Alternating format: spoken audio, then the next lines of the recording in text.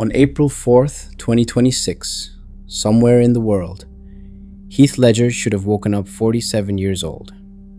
He should have shuffled to the kitchen, made coffee, scrolled past a few birthday messages, maybe complained about his back the way men do when their bodies finally start telling them the truth. He should have called his daughter. She turns 21 this October. But the man who would have answered that phone has been gone for 18 years. If you're old enough, you remember exactly where you were the day the news broke. January 22nd, 2008. A quiet afternoon in Manhattan. A young actor, 28 years old, fresh off the most demanding role of his life, was found alone in his Soho apartment. By sundown, the world knew his name in a way it had never known it before. What we lost that afternoon wasn't just an actor. It was every film he never got to make. Every interview he'd never sit down for. Every birthday party he'd never throw for the little girl he'd been carrying on his shoulders only weeks before. But here is what almost nobody says out loud.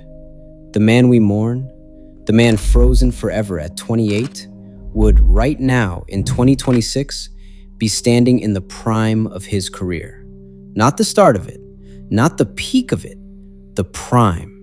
Daniel Day-Lewis won his first Oscar at 32 and his last at 55. Anthony Hopkins didn't win his first until he was 53. The directors who were lining up for Heath, Christopher Nolan, Terry Gilliam, Ang Lee, were all building towards something with him. The career we remember was the opening act. The career we never saw was the one he was actually built for. So, over the next 20 minutes, we're going to do something a little unusual. We're not here to retell his death. You already know that story. We're here to imagine, using everything we know about who he was, who he loved, and what he was quietly reaching for in those final months, what Heath Ledger's life would look like right now in 2026, the films that would be on his shelf, the relationship he'd have with the daughter who grew up without him, the man Matilda Ledger would today call Dad, and the Heath Ledger his closest friends have always insisted the world never really got to see. And by the end of this video, we're going to sit with the question that nobody who loved him has ever fully been able to answer. If he were still here, would he be happy? Stay with me, because before we can imagine the man he would have become at 47, you have to first remember exactly who he was at 28. The husband who never quite was. The father of a 2-year-old girl with his eyes. The actor who had just locked himself in a London hotel room for 6 weeks and emerged with a performance that would change cinema forever. And what almost nobody knows is what he was planning to do next. To imagine the man Heath Ledger would have become at 47, you first have to understand the man who walked into the year 2008. Because he wasn't a kid anymore. The boy from Perth, Australia, the one who once played Peter Pan in his Guildford Grammar School production, was 28 years old, a father, a movie star, and by every account of the people closest to him, a man running on fumes. The previous year had been the most demanding stretch of his life. In late 2007, he flew to London for The Dark Knight, and what happened in that hotel room has become legend. For 6 weeks, in a small flat in central London, Heath Ledger isolated himself almost entirely from the outside world. He kept a journal, a small black book, magazine clippings, photos of hyenas, lines copied from A Clockwork Orange, laughs scribbled in the margins. He told one interviewer it was, quote, "the most fun I've ever had, or probably ever will have, playing a character." His friend Christian Bale, who watched him on set every day, and his director Terry Gilliam, who hired him for the very next film, have both, for nearly 2 decades now, pushed back hard against the myth that the role broke him. It didn't. What broke him was simpler, and much, much sadder. Because while Heath Ledger was building one of the most celebrated villains in cinematic history, he was quietly losing the only thing he'd ever said mattered to him more than acting itself: his family. He'd met Michelle Williams in 2004 on the set of Brokeback Mountain, the film that would announce him as a serious actor to the world. By the time it was released, they were a couple. By the next year, they were parents. Matilda Rose Ledger was born on October 28, 2005. The few photographs of Heath holding her that exist in the public record are striking. Not for any movie star quality, the opposite. He looks ordinary, tired, smiling the way men smile when they didn't know they could love something this much. And then, in September of 2007, less than 5 months before his death, he and Michelle separated. He moved into a rented apartment in Soho, Manhattan, a short walk from the apartment where Michelle and Matilda still lived. Heath Ledger spent the last months of his life not as a man at the peak of his career, but as a newly separated father, trying to stay close to a 2-year-old daughter he could no longer tuck into bed every night. In those final months, he was filming something else. Not The Joker, that was already done. A strange, beautiful film called The Imaginarium of Dr. Parnassus, directed by Terry Gilliam. Co-star Christopher Plummer would later say, verbatim in interviews, that Heath had developed walking pneumonia during the cold London shoot, that he was sleeping only about 2 hours a night, that he kept saying, quote, "I can't sleep, I can't sleep," and that he was, in Plummer's words, taking a lot of pills to try to fix it. Painkillers, anti-anxiety medication, sleep aids. Each one alone was prescribed. Each one alone was legal. Each one alone was something millions of people take every day. But on the afternoon of January 22nd, 2008, the combination of all of them, in his system at the same time, stopped his heart. He was 28 years old. The Dark Knight hadn't been released. Imaginarium wasn't finished. And his daughter, Matilda, was 2 years and 3 months old. What almost no one understood at the time was just how much was still ahead of him. 3 directors had projects waiting, a first directing job he'd already begun planning, and a daughter who today looks so much like him that members of his own family have cried just being in a room with her. And we're going to meet her, the little girl Heath Ledger was racing home for, who is now 20 years old, who has spent the last 2 years quietly walking through Perth, Australia, trying to learn who her father was, from the only people left who can still tell her. In August of 2025, on a quiet sidewalk in Lower Manhattan, a young woman was photographed walking to a corner store. 20 years old, denim skirt, red flats, a small backpack slung over one shoulder. She wasn't doing anything special. She wasn't with a movie star. She wasn't trying to be seen. She was just living. But the photographer who took those pictures said something quietly afterward. He said the moment he caught her face in the viewfinder, he had to lower the camera. Because he wasn't looking at a stranger. He was looking at Heath Ledger. This is Matilda Rose Ledger, born October 28, 2005, Brooklyn, New York. The little girl her father carried on his hip in airport photos in 2006. The toddler whose tiny hand once clutched his finger as he laughed into the camera, is now 20 years old, and she is, by every account of every person who has met her in the last 2 years, the spitting image of the man she barely got to know. Matilda was just 2 years and 3 months old the day her father died.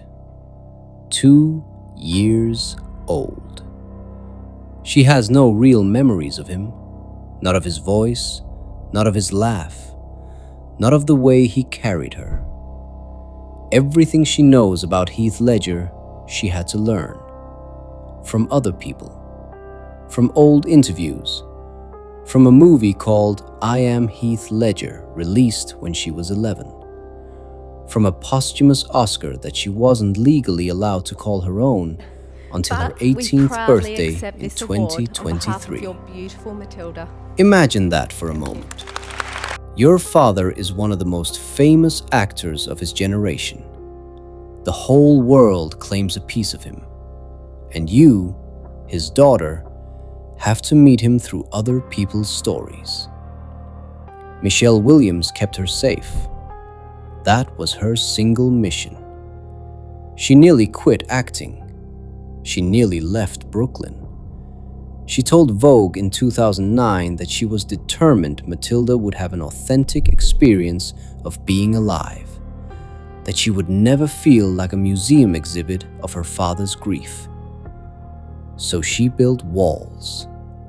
No paparazzi photos, no premiere appearances, no interviews, no social media.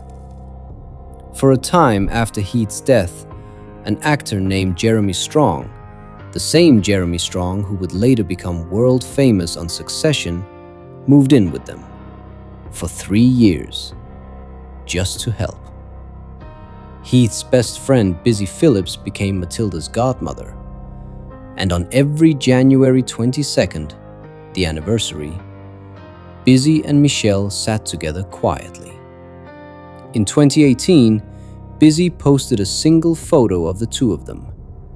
The caption was just 2 words: "It's okay." But the most beautiful detail is what Heath's friends did for Matilda when she was still a baby. When the Imaginarium of Dr. Parnassus was being completed, 3 actors stepped in to finish the role her father had started: Johnny Depp, Jude Law, Colin Farrell. And every single one of them donated their entire fee from the film to the daughter of the man they'd loved. She was 3 years old. She didn't know yet. But the men of Hollywood, the men of her father's generation, quietly made sure that the little girl Heath had to leave behind would never have to wonder if she was protected. In 2023, the year she graduated high school, Matilda did something her father would have understood instantly. She got on a plane and she flew to Australia, to Perth, to Cottesloe Beach, the stretch of coast her father had called his favorite place in the world, to Applecross, the riverside suburb where her grandmother Sally still lives. For an entire year she stayed. She walked the same beaches Heath had walked as a teenager. She met her grandfather Kim, the racing car driver turned mining engineer who, after losing his only son, had become an outspoken advocate against prescription drug overdose. She met her grandmother Sally, the French teacher who had named her own daughter and son after Catherine and Heathcliff from Wuthering Heights. And she finally met them properly, her father's 3 sisters. Kate, Heath's older sister, the one who, in his words, raised him as much as their parents did. Ashley, his younger half-sister. Olivia, the youngest. Heath Ledger has spoken publicly only a handful of times about her niece, but she once said something to People magazine that will stay with you. She said, quote, "Everything about Matilda reminds me of Heath." And then she added something simpler, quieter. "I tell her about her daddy." If Heath had been there, if he had walked those Cottesloe beaches with her, if he had sat in his mother's kitchen and made her laugh the way he used to make Kate laugh as a kid, if he had been the one telling her about her daddy, because he was her daddy, and he was right there, he would be 47 years old enough to be the father of a 20-year-old, young enough to still be making films. And that brings us to the question we've been circling this entire time. What would he have made? Because in the months before he died, Heath Ledger was preparing for something almost no one talks about anymore. He was getting ready to step behind the camera, not as an actor, as a director. And what he was planning to direct might have been the most ambitious thing he ever touched. In October of 2007, 3 months before he died, a small audience gathered at the Egyptian Theatre in Hollywood. It was a tribute night to Nick Drake, the English folk singer who, in 1974, at the age of 26, had quietly died of an overdose of antidepressants in his parents' home. A handful of short films were screened. One of them was directed by Heath Ledger. It was a black and white piece set to Drake's song Black-Eyed Dog, a song about depression. Named after Winston Churchill's old phrase for the same, the video was Heath turning a camera on himself. It ended with him drowning in a bathtub.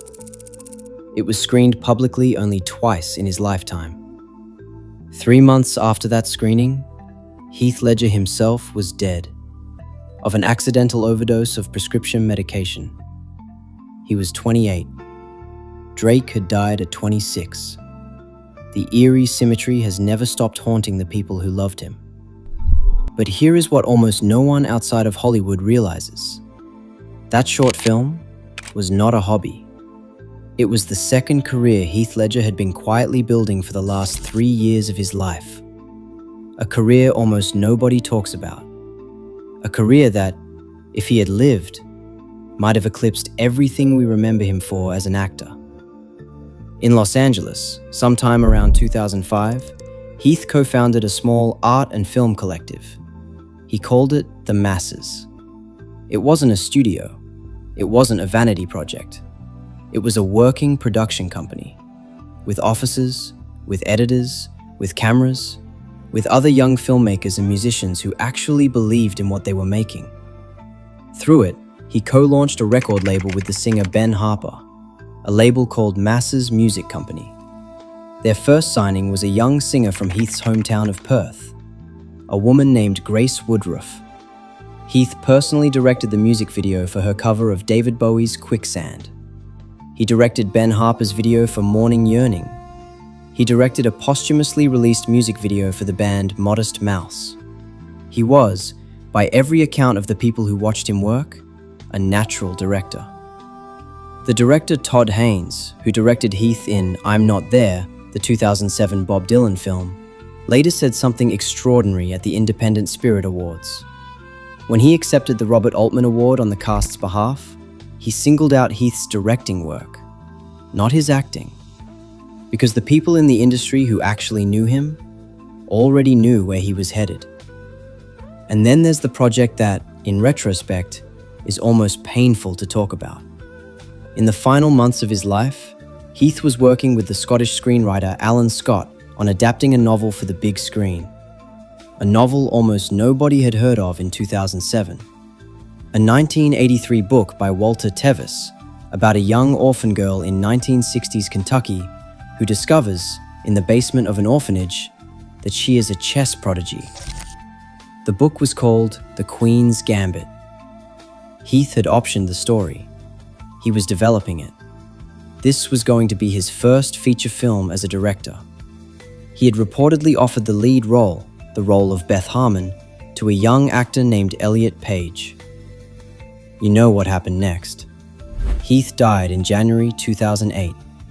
The project went dormant. 12 years later, in 2020, The Queen's Gambit was finally adapted. Not as a feature film, as a Netflix limited series. It became one of the most watched limited series in Netflix's history.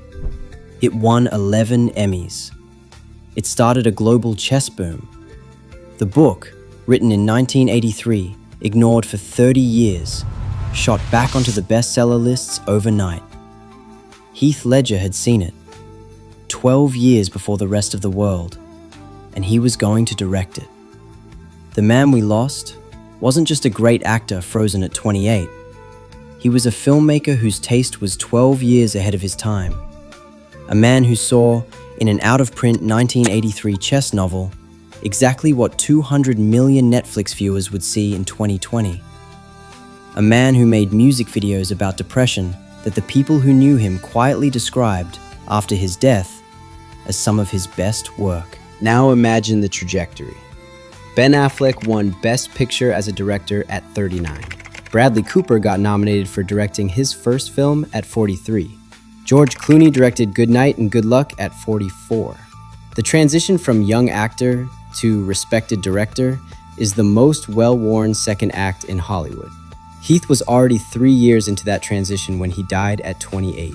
By 47, he wouldn't be trying to become a director. He'd already be one. Maybe one feature in, maybe 4, maybe an Oscar nomination for directing, maybe a Best Picture statuette of his own, sitting next to the one for the Joker. The Nick Drake biopic he was obsessed with, almost certainly already made.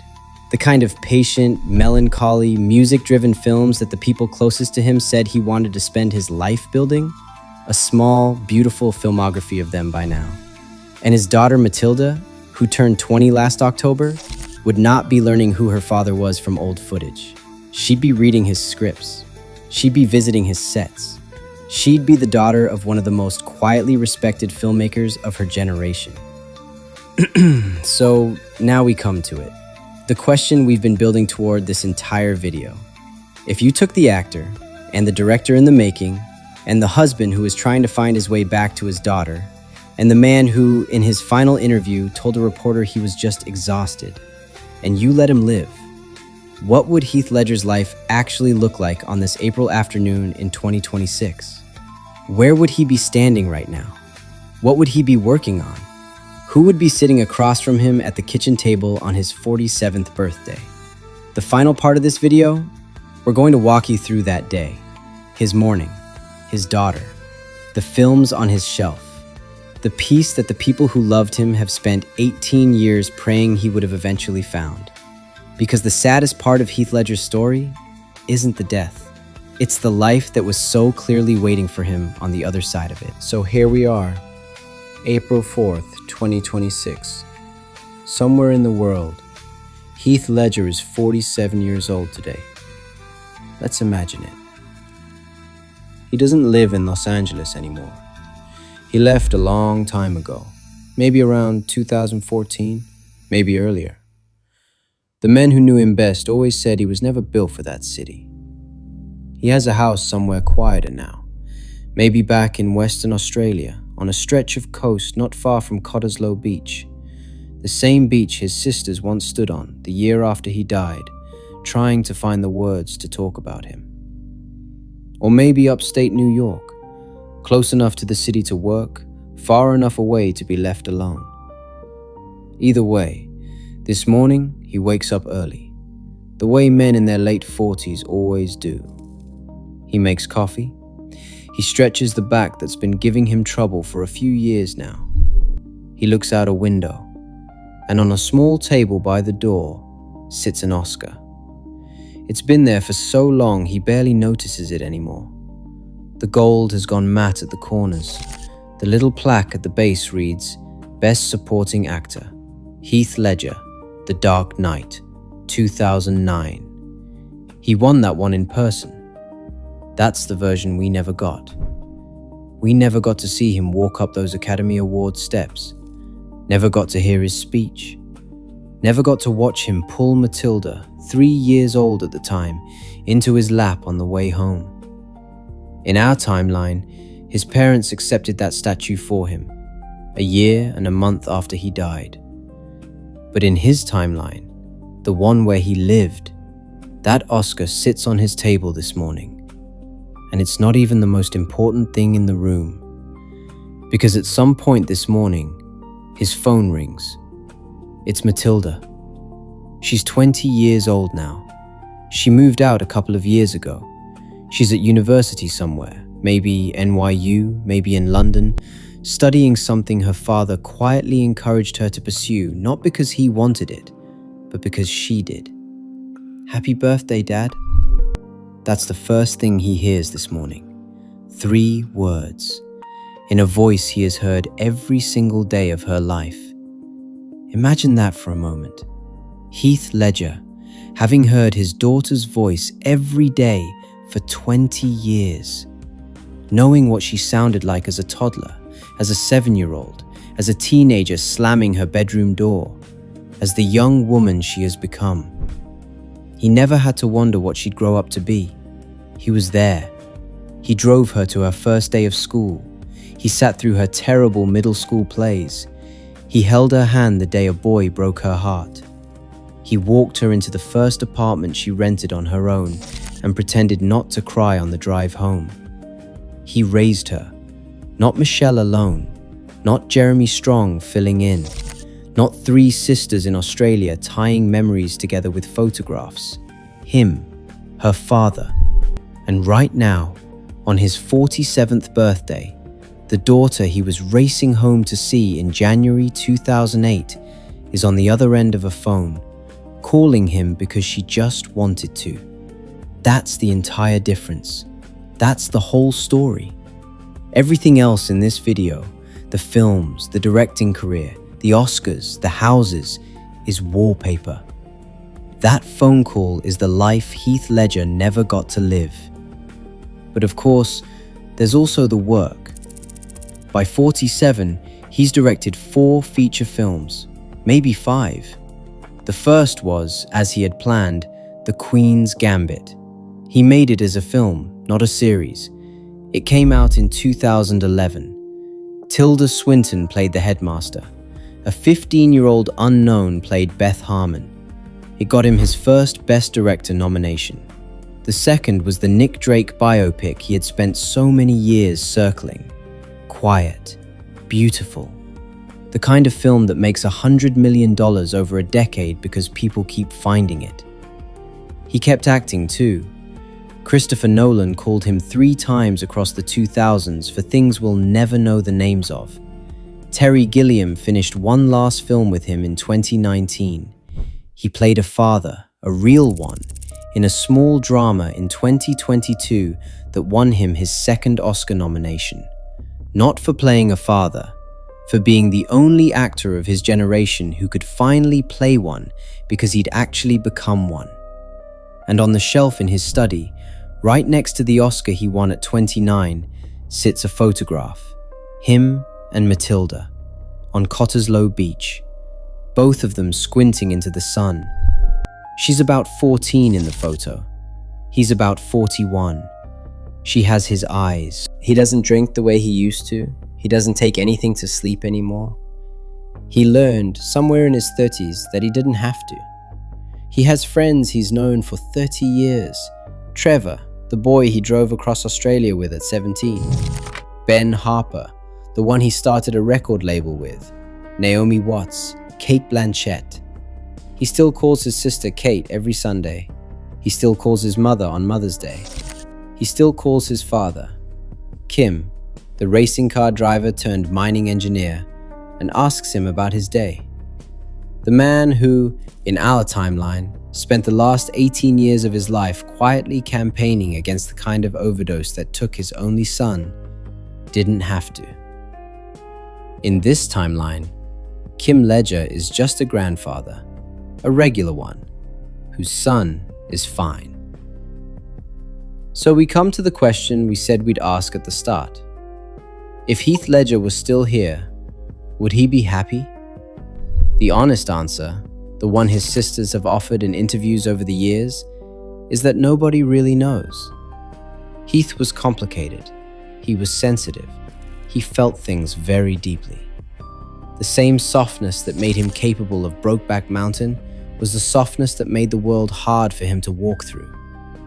But the people who loved him, all of them, have always insisted on one thing, that he wanted to live, that he wasn't trying to leave, that the man who died on January 22nd, 2008 was a young father with a sick chest trying desperately to sleep so he could feel okay enough to see his daughter the next day.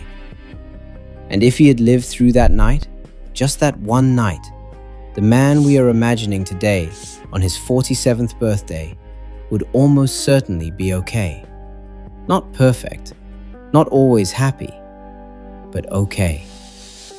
Which in the end is the only thing any of us are ever really hoping for the people we love. There is a small piece of footage from 2007, the very last public footage of Heath Ledger, a few weeks before he died. He's in Manhattan. It's cold.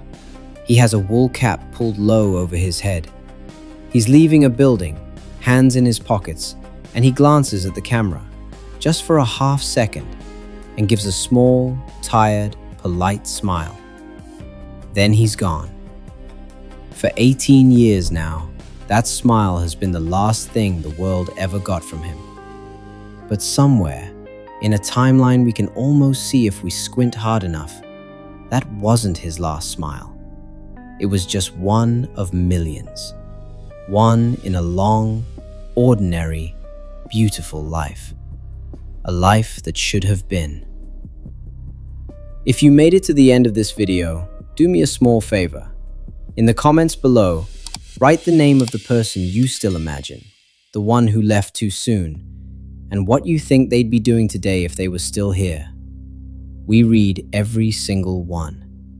Because if there's one thing Heath Ledger taught us, it's that the people we lose never actually stop living in the people who keep loving them. Take care of yourselves. Hold the people close to you a little tighter tonight.